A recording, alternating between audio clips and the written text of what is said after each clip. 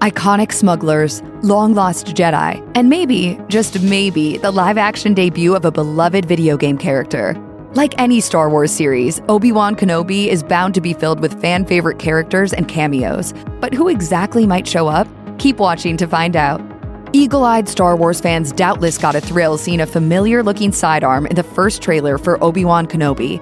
The DL-44 heavy blaster pistol is best known as the weapon of choice of one Han Solo. And this weapon has such an iconic design that Solo, a Star Wars story, went out of its way to show how a specially modified version came into Solo's hands. So does it mean that everyone's favorite smuggler is about to return to the screen? Hokey religions and ancient weapons are no match for a good blaster at your side, kid. Well, maybe, or maybe not. In the Star Wars galaxy, the DL-44 is a mass-produced weapon and a reliable tool in any survivor's kit. Indeed, versions of the DL-44 show up in both Star Wars Rebels and the Clone Wars. And while it's exciting to think that the young pilot might cross paths with Kenobi years before their dusty rendezvous in a Tatooine dive bar, it doesn't seem all that likely. Han would be only a year out from the events of Solo, a Star Wars story, and it's a bit of a stretch to imagine that he could weave right back into the main story's events so soon. Still, you should never say never. After all, Star Wars streaming series are practically renowned for their fan-pleasing surprises. One of the best elements of the Book of Boba Fett was the show's in-depth look at the culture and behavior of the Tuskens, the indigenous Tatooine tribes that are usually known as raiders and scavengers. However, it wasn't the franchise's first exploration of their inner workings. The Legends novel, Kenobi, by John Jackson Miller, introduces Obi-Wan to his Tatooine neighbors shortly after his arrival on the planet. The local tribe's chief is a woman named Ayark, who has a red crystal in the place of one eye. She keeps a close watch on both Kenobi and the young woman he's helping.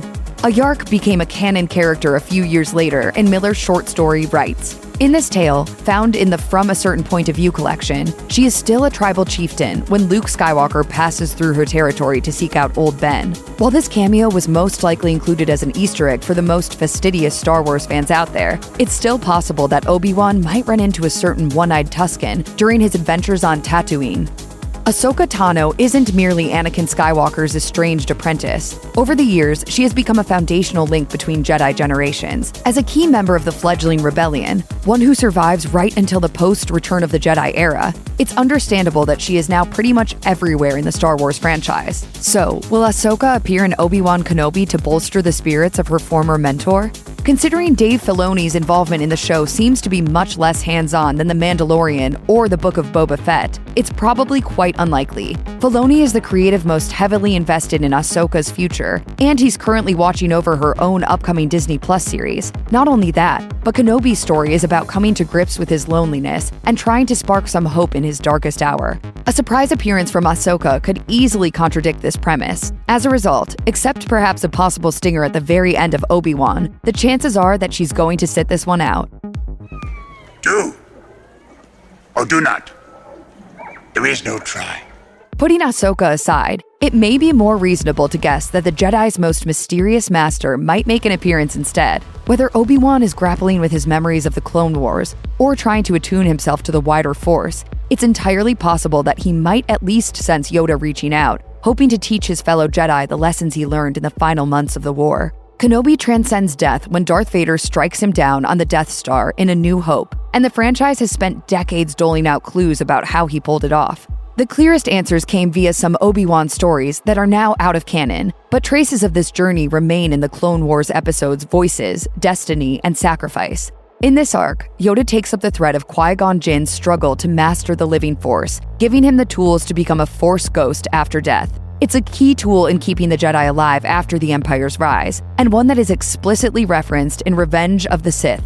While this scene would suggest that Qui-Gon himself will teach Obi-Wan this new power, fans certainly shouldn't discount Yoda's own role in doing so. Indeed, this little green Jedi might still have a lot to say. The Star Wars prequels and Clone Wars series have shown how the Jedi came to know and trust individual clones during the war against the Separatists. Of course, this makes the inevitable slaughter of Order 66 even more painful for fans, as the Jedi die at the hands of the men they fought beside for many years. Often found at Obi-Wan Kenobi's side during the war's biggest engagements, Commander Cody is one of them. Commander CC-2224 shares his duties with Obi-Wan throughout the Clone Wars animated series, so it hurts particularly badly to see Cody turn on Kenobi so easily in Revenge of the Sith, as he only barely fails to execute his old friend. It's a harsher blow to know that he goes on to serve the Empire too, and a cut plotline for Rebels would have shown off his new role as a Jedi hunter. With Obi-Wan Kenobi set to portray a similar hunt, it wouldn't be surprising to see Cody serving at the Inquisitor's lair, helping his new masters to finish the job he failed. Former clone trooper Rex, captain of the famed 501st Legion, is freed from the programming installed in the rest of the clones and later defies Order 66. In particular, he grows close to Ahsoka Tano in the last days of the war, following her as commander after years of service to various Jedi Masters. After surviving the fall of the Republic, Rex crosses paths with the Bad Batch, another squad of troopers who are able to overcome their programming. By the time the Empire is teetering towards collapse, he's living a quiet life on Selos. It takes a message from Ahsoka herself to urge him out of retirement. That leaves a lot of time open for Rex to travel the galaxy. He's as instrumental to the early rebellion as his Jedi friends, and it's not out of line to think that he might pass through Tatooine along the way. If anyone could keep Obi-Wan's new secrets, it'd be Rex, making him a very possible and very welcome potential guest star. Much of the existing canon suggests that Jabba the Hutt was aware of Obi-Wan's presence on Tatooine, in some capacity at least. In one issue of the 2015 Star Wars comic, Vader interrogates Jabba about the late Obi-Wan, and the crime lord tells the Sith Lord that Kenobi, the old wizard, had long been a thorn in his side. Don't expect Jabba to provide too much help to Obi-Wan in the new series, though. Ahsoka, a young adult novel by E.K. Johnston, takes place between Ahsoka's exile and her reappearance in Rebels. During the events of the story, Ahsoka considers visiting Tatooine after the rise of the Empire, but she decides against it, figuring that Jabba wouldn't be interested in aiding the nascent rebellion. In fact, if the comics are anything to go by, Jabba spent most of these years hanging out in his palace and extorting local moisture farmers. It's this particular racket that first brings Obi-Wan into Jabba's sights when the old Jedi uses the Force to save a young Luke Skywalker from the Hutt's henchmen. A furious Jabba then hires the bounty hunter Chrysanthemum to identify Obi-Wan. It's worth pointing out that this all takes place around the same time as Obi-Wan Kenobi, meaning Jabba could already be clued into Kenobi's presence when the series begins, giving him the perfect excuse to show up. By far the most Western-themed character to exist in the galaxy's most popular space Western franchise, Cobb Vanth is pretty hot right now. And with the stinger of the Book of Boba Fett promising us more cowboy action from Vanth, it's tempting to assume that Obi-Wan Kenobi will mark his next appearance. Don't assume too much, though. Author Chuck Wendig first introduced Cobb Vanth in the novel Aftermath, in which the dusty gunslinger tells the story of how he acquired Boba Fett's armor. It's a good yarn, but Wendig skims over Vanth's early years, focusing instead on how he became a small-town sheriff. Going off Aftermath's versions of events, Vanth is actually likely to still be a young slave when Obi-Wan Kenobi takes place. And while Kenobi may well explore the darker side of Tatooine in his spin-off series, a young Cobb Vanth isn't particularly likely to feature. Satine Kryze, pacifist Duchess of Mandalore and sister to a future Mandalore, Bo-Katan Kryze, represents another side of the militant Mandalorians throughout the Clone Wars. It soon emerges, too, that Satine and Kenobi have quite the history. As with Anakin and Padme, Obi-Wan was once assigned as Satine's long-term protector, and like Anakin, Obi-Wan soon fell in love. This may not be the time to ask, but were you and Satine ever— I don't see how that has any bearing on the situation at hand. Obi-Wan chose his Jedi vows over his love for Satine, but the ties that bound them never broke. It's heart-wrenching to see Satine pay the price for Maul's hate for Kenobi in the Season 5 Clone Wars episode, The Lawless. Before she dies, though, Satine reminds Kenobi that she always loved him. Obi-Wan is taking decades of memories with him into the Tatooine desert in Obi-Wan Kenobi, making his exile all the lonelier. If the series is to explore his past via flashbacks, old sorrows may bring Satine back, if for a few moments. Is it likely? Perhaps not. But considering the tone of the show, it's clear that there's plenty of room for a few old ghosts.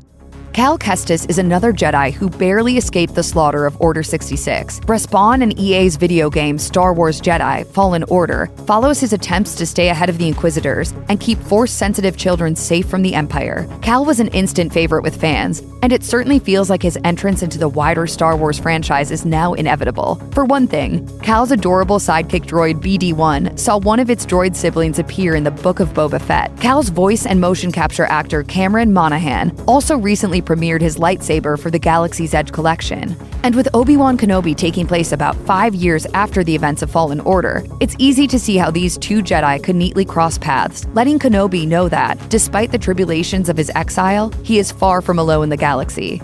We already know that Darth Vader's Inquisitors will be a big part of Obi-Wan Kenobi. First seen in Star Wars Rebels, the details surrounding these villainous Jedi hunters were long kept scarce, but they quickly became part of the wider canon. Several Inquisitors are put on the trail of Cal Kestis in Star Wars Jedi Fallen Order, a game that offers a first-hand look at their terrifying powers. While most of the game's encounters with the Inquisitors focus on the mystery of the second sister, the ninth sister is a daunting figure in her own right. A monstrous former Jedi, the ninth sister is known to have survived her final duel with Cal in the forests of Kashyyyk. Several familiar Inquisitors have appeared in the Obi-Wan trailers, and the ninth sister could be a compelling reminder of the brute force of the Empire's most secretive agents.